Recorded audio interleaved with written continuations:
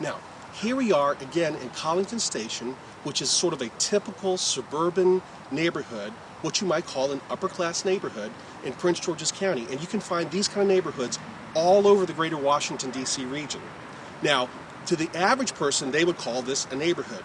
We as investors could call it a neighborhood, or we could call it by its technical name, which is a subdivision. And as I showed you over at the Park and Planning Office or the zoning office, all of the lots that all these houses sit on are about the same shape, same size, and configuration. Notice there's two houses over my shoulder. Take a close look. On the surface, they look like two completely different houses. But if you actually take a little bit closer look, and I'm gonna step out of the field of view so you can actually get a better look. But if you take a look at both of those houses side by side, you're gonna see they're the exact same house. Take a look. Now notice what I'm talking about. Even though one house is white with green shutters and one is brick with green shutters, look at them. They're the identical house, almost the mirror image. One's got the garage on the left side, one has the garage on the right side, but it's the same house with one slight subtlety, which is the house on the left actually has a little bump out. Okay, you see that? That little bump out there? It could be like a garden room or just a sort of an extension off the house. It was probably built by the builder when the house was originally built. It was probably an option. That little bump out could increase the value by a couple $1,000s. But at the end of the day, these two houses are the exact same house on the inside. They are 5-bedroom colonial houses, okay?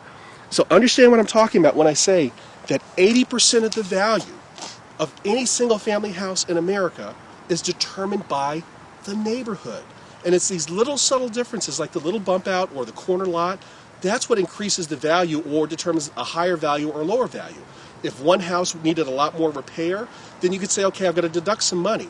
But this is the reason why once you understand the value of the neighborhood, it is so much easier to do single family houses in terms of doing things like wholesaling houses, bird dogging the right way, and rehabbing houses, because once you understand the value of the neighborhood, you're 80% of the way there. And the extra 20%, or that additional 20%, that's the individual characteristics of what's specifically happening with that individual house. But as a case in point, if these two houses behind me, let's say this neighborhood was a $500,000 neighborhood, you would not expect to see one of the houses selling for $600,000. It's just not going to happen. If this is a $500,000 neighborhood, one house might sell for $485,000, one house might sell for $505,000 or $515,000, depending on what's going on inside the house. But generally speaking, if this is a $500,000 neighborhood, all the houses in this neighborhood are going to sell around the $500,000 price point, because 80% of the value of any single family house in America that was built after 1926 is going to be determined by what's going on in the neighborhood. All the lots are the same, essentially all the houses are the same, and what's happening is the individual characteristics, like is it a finished basement, not a finished basement? Is it a corner lot, like the house behind me? Go ahead and take a look at this house right here, Darius. Is it a corner lot? If it's a corner lot, that's going to get some additional value. But take a look down the street. Just take a look right on down the street, Darius. If you really pay close attention, you're going to see that all the houses are basically the same model with slight differences, very slight differences. There are only about 4 or 5 basic models, and one time the house garage is on the left side, in some cases on the right side. In some cases it's red brick, in some cases it's brown brick, in some cases it's what's called buff or white brick. But the bottom line, folks, is that 80% of the value is based on this neighborhood. It's based on where this house is located. It's based on the fact that all the houses have essentially the same size lot. Now, I guarantee you there's going to be a slight premium. Again, like if we turn around over here, this part of the neighborhood is on what's called a cul-de-sac, okay? And usually houses on a cul-de-sac have a slight increase or a slight premium in value versus these houses over here, which are all sort of lined up just like little toy soldiers down the street. But the bottom line, folks, is that if this is a $500,000 neighborhood, all of the houses are going to trade within about the same price. The value of the neighborhood can go up, and the value of the neighborhood can go down.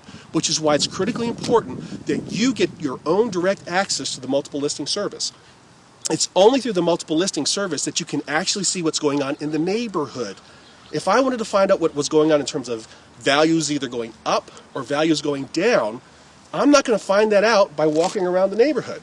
If I were to knock on all these doors and say, hey, tell me about the neighborhood, they're going to say it's a great neighborhood, it's a safe neighborhood, but they can't tell me what the last 2 houses in this neighborhood sold for. The only way I can get direct access to that information is to look at what's going on in the multiple listing service. The multiple listing service tells me whether or not values are going up, or values are going down, or values are staying flat. Okay? Now, here's the key. When you're first getting started as an investor, you want to get out, drive the car, park the car, and then go around and look at the neighborhood and get to know the neighborhood. Then you want to start your research by going online to see what's going on in the multiple listing service. Again, I can't tell whether values are going up or down simply by walking the neighborhood. I can tell if it's a good neighborhood, so to speak. I can tell you if, basically the houses are well kept. I can tell you, again, in this neighborhood, these are what I would call pretty houses. But you can make a lot of money in pretty houses. You can make a lot of money in ugly houses. The main thing is to get to know what is the neighborhood and where does the neighborhood start and where does the neighborhood end.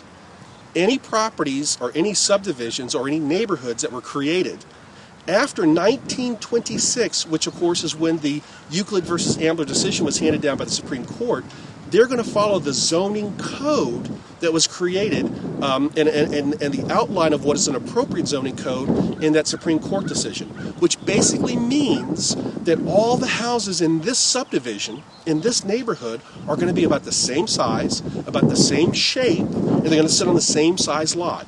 So if I'm talking about a subdivision like this one, Collington Station, which has 650 houses, this is a neighborhood. And all I need to do is go into the multiple listing service and say, tell me what's going on in Collington Station. And this is exactly why, once you understand this business and you understand this key secret, you can actually begin to buy and sell or buy and wholesale or buy and flip houses online from home, sitting in your underwear, if that's what you want to do. And once you come out here and look at the neighborhood's not going to change that much over the next couple of years. It's just not going to change, especially a neighborhood like this one where all the houses are built. Yeah, I'm going to point out to you the fact that there's a brand new shopping center being built just outside this neighborhood, but the bottom line is this neighborhood's not going to change. Once I know this neighborhood, I can tell what's going on inside the neighborhood, not by coming back out here and walking around.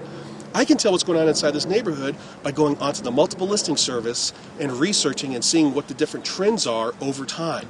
If you're going to be a real investor, you've got to understand this first fundamental rule. 80% of the value of all single-family houses in America are determined by the neighborhood. Get to know the neighborhood, and you have a very clear picture as to what that house is probably worth.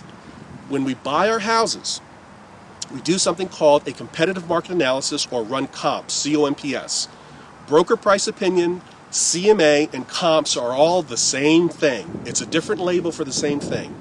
And essentially what I'm doing is I'm saying, tell me what's going on in this neighborhood in terms of sales. I want to look at the past 6 to 9 months, and I want to see what was the sales activity.